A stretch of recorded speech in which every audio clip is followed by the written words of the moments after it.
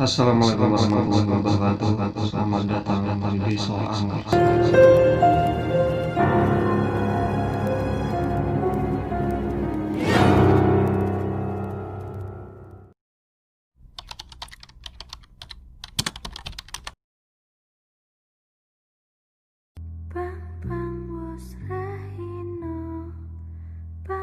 Sebelum masuk ke cerita, saya ucapkan banyak-banyak terima kasih buat teman-teman yang sudah mampir dan yang sudah subscribe, sudah bantu dukung channel ini. Dan buat teman-teman yang baru mampir, baru main ke channel ini, bantu ramaikan channel ini semakin ramai, tentunya akan semakin banyak cerita-cerita mistis untuk kalian. Jadi silahkan tekan tombol subscribe, like, share, dan tinggalkan komen yang positif. Jangan lupa juga nyalakan lonceng agar kalian dapat notifikasi update cerita terbaru dari kami.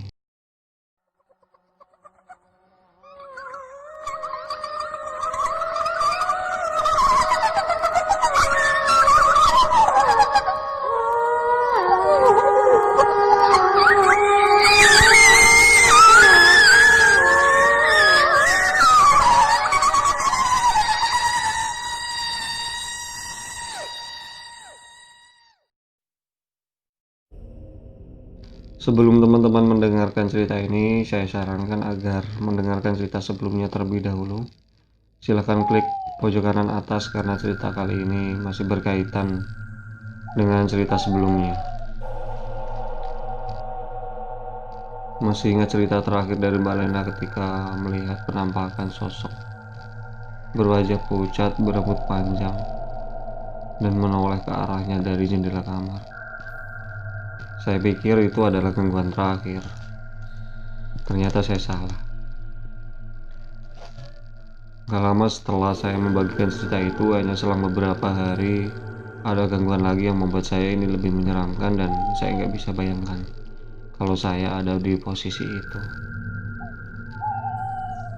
Sedikit informasi setelah gangguan pertama dari sosok genderuwo yang waktu itu si sosok hendak memeluk Mbak Lena. Sebenarnya Mbak Lena sudah pernah minta bantuan dari orang pintar untuk membersihkan rumahnya. Dan alhamdulillah si sosok genderuwo itu sudah gak muncul lagi, bahkan sampai sekarang. Tapi entah kenapa ada sosok lain yang menghuni rumah itu sekarang. Bahkan wujudnya gak cuma satu, namun beberapa. Entah itu satu makhluk yang penampakannya sering berubah wujud atau memang ada lebih dari satu, saya juga nggak tahu. Karena gangguan-gangguan yang dialami pemilik rumah yang sudah saya jelaskan di cerita sebelumnya, rumah ini memang sering kosong. Namun sekarang tidak lagi, karena setiap malam ketika kosong mertua Mbak Lena nginep di rumah ini. Mungkin daripada kosong pikirnya. Awal-awal nginep hingga sampai beberapa hari tidak ada masalah dan tidak ada gangguan. Dan sampai akhirnya,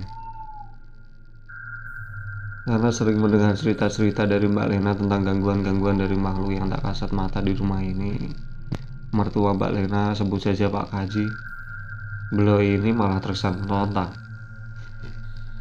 Gak ada setan, rumah ini sudah dimanjiin. Gak mungkin ada. Kalau ada saya pengen lihat. Ya kurang lebih seperti itu yang beliau ucapkan.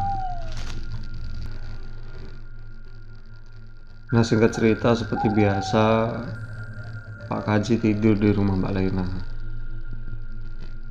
Tengah malam sebelum tidur beliau ke kamar mandi untuk buang air kecil. Selesai buang air kecil, Pak Kaji ke ruang tamu, selonjoran di kursi ruang tamu. Memang setiap nginep di rumah Mbak Lena, Pak Kaji lebih memilih tidur di ruang tamu daripada masuk ke kamar. Selonjoran di kursi ruang tamu, Pak Kaji menutup wajahnya dengan sarung. Kalau kalian tahu, meski wajah ditutup kain sarung, pandangan kita masih terlihat jelas di sekitar.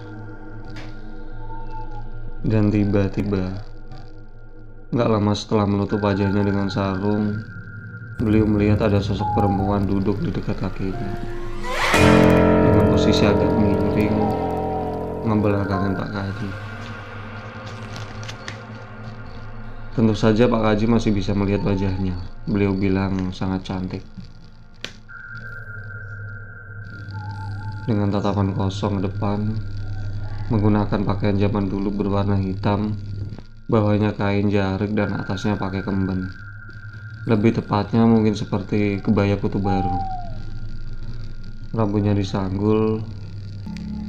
Pak Haji melihat sosok itu hanya bisa diem, gak bisa ngapa-ngapain. Keringat dingin mulai keluar, cuma bisa doa dalam hati. Dan cukup lama sosok itu duduk. Setelah beberapa lama kemudian hilang. Entah bagaimana kelanjutannya. Yang jelas Pak Haji kemudian tertidur sampai pagi. Keesokan harinya Pak Haji cerita ke Mbak Lena tentang kejadian semalam. Ya ternyata benar rumah ini ada penghuninya, ucap Pak Haji. Udah akhirnya menyebarlah cerita ini. Setelah banyak orang yang tahu, ada kesaksian baru. Ternyata sebelum sosok ini pernah dilihat oleh salah satu teman suami Mbak Lena ketika main ke rumah.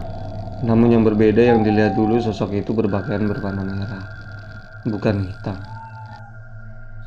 Ya seperti itu, mohon maaf untuk kali ini mungkin ceritanya kurang panjang.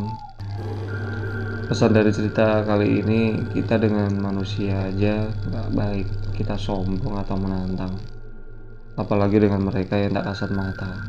Tentunya tanpa kita sadari mereka tahu apa yang kita ucapkan, karena faktanya mereka benar-benar ada. Oke, terima kasih buat teman-teman yang sudah mampir di Desa Angker dan mendengarkan cerita ini. Maaf kalau ada salah kata. Sampai jumpa di cerita selanjutnya. Wassalamualaikum warahmatullahi wabarakatuh.